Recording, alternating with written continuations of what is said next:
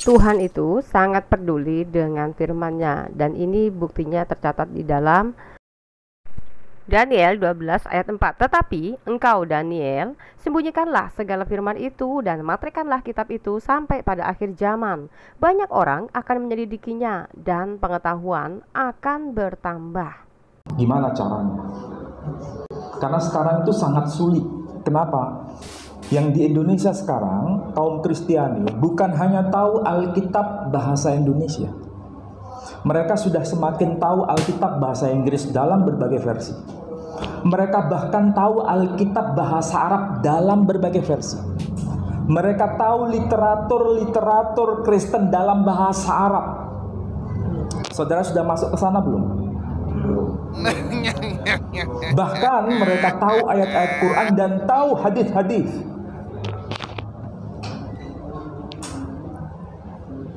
Jadi perjuangan ke depan semakin berat.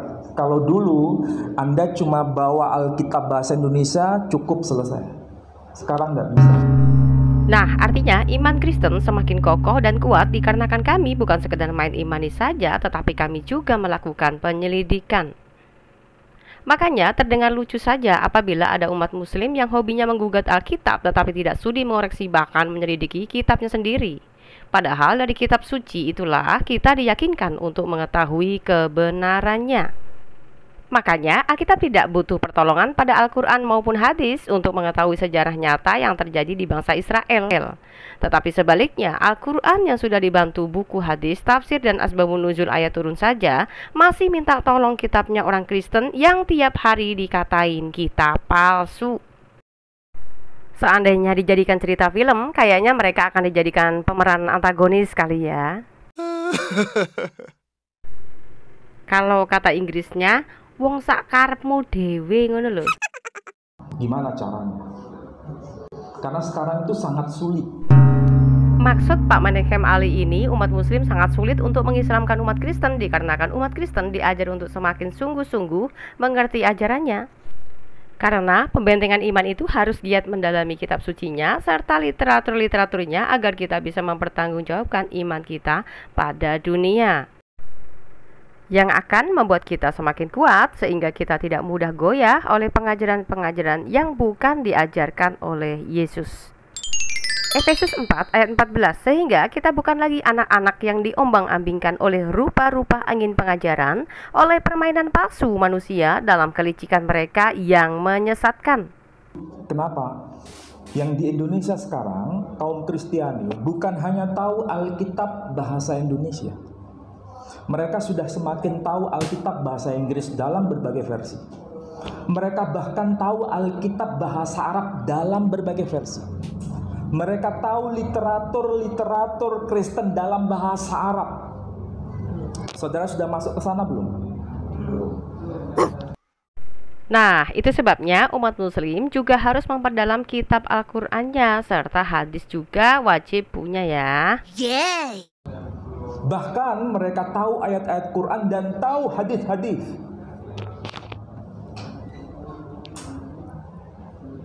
Jadi perjuangan ke depan semakin berat.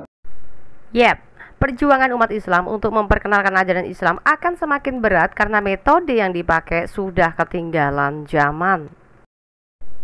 Metode yang dianggap ketinggalan zaman adalah ketika para ustadz hanya menyuguhi cerita-cerita tanpa data kepada jamaahnya. Itu sebabnya metode ini semakin tidak diminati oleh manusia zaman sekarang, walaupun itu muslim sendiri loh ya.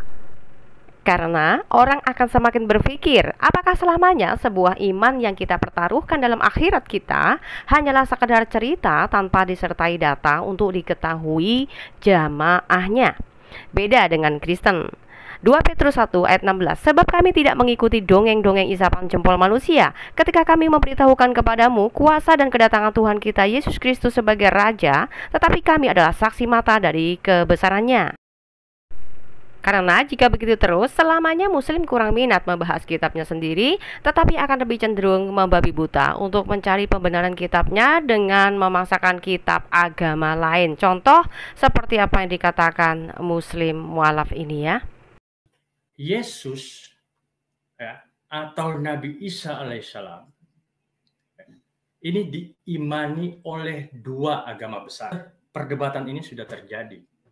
Ribuan tahun yang lalu ini sudah terjadi. Gitu loh. Dan ini ranahnya teologi. Iya, tapi ente harus nyadar diri ya Aristo ya, bahwa Kristen tidak pernah memaksakan kitabmu untuk membenarkan kitab saya loh Dul. Ini camkan itu ya, supaya kalian itu semuanya jangan modal songong doang. Memang ya, saya pun heran entah mengapa umat Islam terus memaksakan bahwa Isa itu adalah Yesus. Padahal Al-Quran dengan Alkitab sama sekali tidak ada nyambung-nyambungnya teman-teman. Karena dari silsilah Yesus dan Isa saja berbeda, bahkan ajarannya Yesus dengan Islam pun berbeda. Sejak kapan Yesus bilang kalau Tuhan Allah itu suka mengaku diri sebagai pribadi yang jamak?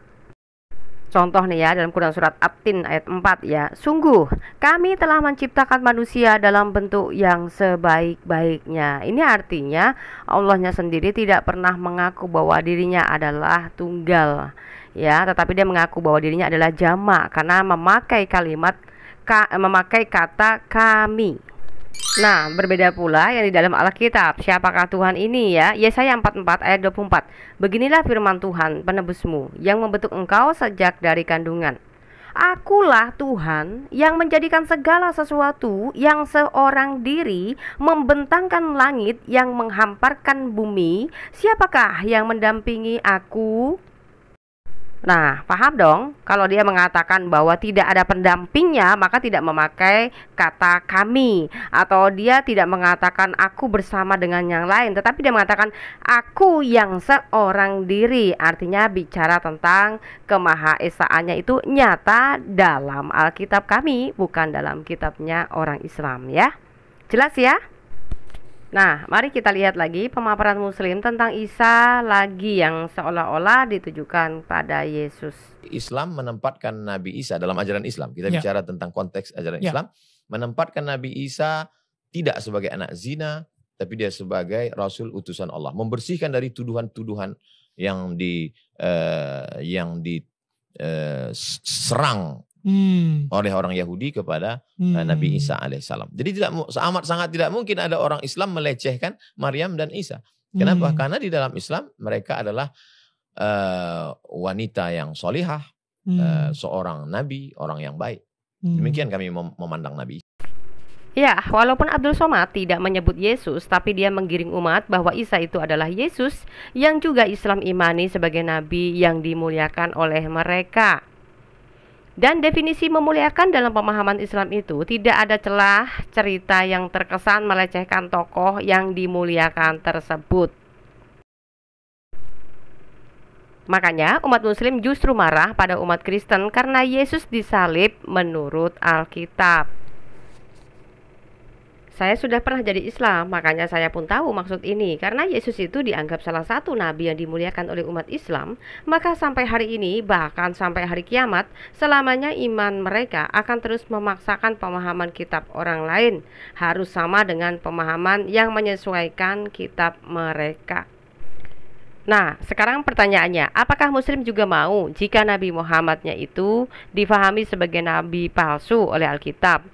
Karena Yesus tidak pernah menjanjikan akan datang nabi setelahku, tetapi justru telah menceritakan adanya nabi palsu. Matius 24 ayat 11. Banyak nabi palsu akan muncul dan menyesatkan banyak orang. Nah, gimana dong kalau begitu? Dan di sini pun Muslim membuat pemaksaan lagi bahwa Yesus telah mengutus penolong lain. Yohanes 14 ayat 16. Aku akan minta kepada Bapa dan ia akan memberikan kepadamu seorang penolong yang lain supaya ia menyertai kamu selama-lamanya. Apa iya kenabian Muhammad oleh karena permintaan Yesus kepada Bapaknya? Lagi pula Yesus kan punya bapak penguasa loh. Kan Muhammad gak percaya dan gak punya bapak penguasa. Yohanes 10 ayat 30. Aku dan Bapa adalah satu. Artinya, kata meminta itu bukan meminta pada oknum yang lain, melainkan pada otoritas ilahinya. Karena dalam kemanusiaannya, dia telah mengosongkan atribut ilahinya. Bisa dicek dalam Filipi 2 ayat 6-7 ya. Kemudian selanjutnya dalam Yohanes 14 ayat 17-nya, yaitu roh kebenaran. Dunia tidak dapat menerima dia, sebab dunia tidak melihat dia dan tidak mengenal dia. Tetapi kamu mengenal dia, sebab ia menyertai kamu dan akan diam di dalam kamu. Kalau soal ini diarahkan kepada Muhammad kayaknya jauh banget ya. Coba kita cross check ciri-cirinya ya. Salah satunya adalah dunia tidak menerima dia, sedangkan kalau Muhammad ya jelas diterima. Dan roh kebenaran ini juga bisa menyertai manusia sampai akhir zaman loh ya. Jadi kalau misalnya Muhammad ini bisa menyertai akhir zaman, harusnya ada data juga di dalam Qur'annya, tapi ternyata tidak. Lalu kemudian dunia juga tidak melihat dia dan dunia juga tidak mengenalnya. Sedangkan Muhammad itu bisa dilihat, bisa dikenal, bahkan bisa diterima oleh semua manusia, gitu loh ya. Tapi yang dia nggak bisa adalah dia nggak bisa menyertai manusia sampai akhir zaman, itu aja. Karena dia habis meninggal almarhum selamanya. Nah, kalau maksa harus pakai data dong Pak. Kalau Nabi Anda saja tidak memiliki kriteria sebagai roh kebenaran yang mampu menyertai manusia, kok umatnya gitu amat gitu loh. Apalagi si Mukallaf satu ini yang selalu berkaing-kaing membahas Yesus dalam kitabnya orang Kristen tapi lari meninggalkan kekristenannya. Apa dong julukannya kalau bukan Mukallaf? Ketika engkau bilang Kristen Katolik, saudaraku sayang, engkau marah aku. Karena Kainama ini sama Bung Ade ini bilang, aku dan Bung Ade jadi Islam karena mencintai Yesus. Lalu kau marah saya cuma mau bilang, kenapa saya jadi Islam? Mengucapkan asyhadu alla ilaha illallah wa asyhadu anna Muhammadar Rasulullah. Karena aku mencintai Yesus. Aku tidak mau mencintai Paulus. Luar biasa. Aku berhenti dari orang yang bilang cinta Yesus padahal dia cinta Paulus. Nah, inilah Mukallaf, kebanggaan umat muslim yang mungkin dianggap pintar oleh kalangan Islam ya. Tapi bagi kami, umat Kristen, dia justru menunjukkan kebotolannya. Kebotolan si Mukallaf barusan, dia bersyahadat dan mengakui Muhammad sebagai utusan Allah Mekah itu karena perintah Yesus. Dan dia juga mengatakan karena cintanya pada Yesus. Lucu nggak teman-teman? Dia bilang cinta Yesus tapi ngemis ayat Alkitab katanya buatan Paulus. Makanya dia cuma berani berkaing-kaing dalam komunitas sendiri saja karena dia menganggap muslim itu bodoh semua. Coba dia berani berkata orang Kristen mengikuti ajaran Paulus sementara dia mengikuti ajaran Yesus. Yang ada kena skakmat dari saya loh Pak Kainglap. Sayangnya Anda itu pecundang, menista kekristenan dengan mengubah makna Alkitab dengan kemampuan IQ yang nyampainya mungkin baru sampai sedengkul ya menurut saya. Makanya gak berani kan buka link tanya jawab. Jadi begitulah saudara-saudaraku, kenapa para apologet ini sangat dibutuhkan dalam medsos ini. Jika tidak, mungkin dia akan lebih menyesatkan banyak orang dengan cara piciknya yang tidak berani interaksi dengan para apologet. Jadi pesan saya, kita harus bersatu sebagai laskar Kristus yang akan membungkam mulut polemikus yang hobinya mencopetin ayat-ayat Alkitab. Tapi caranya bukan harus mesti baperan, terus demo atau main lapor, merasa dinista dan lain sebagainya ya. Tapi kita harus menunjukkan kebodohannya dengan ilmu juga ya. Karena pengikut Kristus tidak boleh menghalalkan darah sesama manusia, walaupun itu dianggap sebagai musuh keyakinan kita. Kasihilah musuhmu dan berdoalah bagi mereka ya. Nah demikian, ikuti pemaparan saya selanjutnya mengenai klaim Kainama tentang kecintaannya pada Yesus sehingga dia Mukallaf. Sampai jumpa.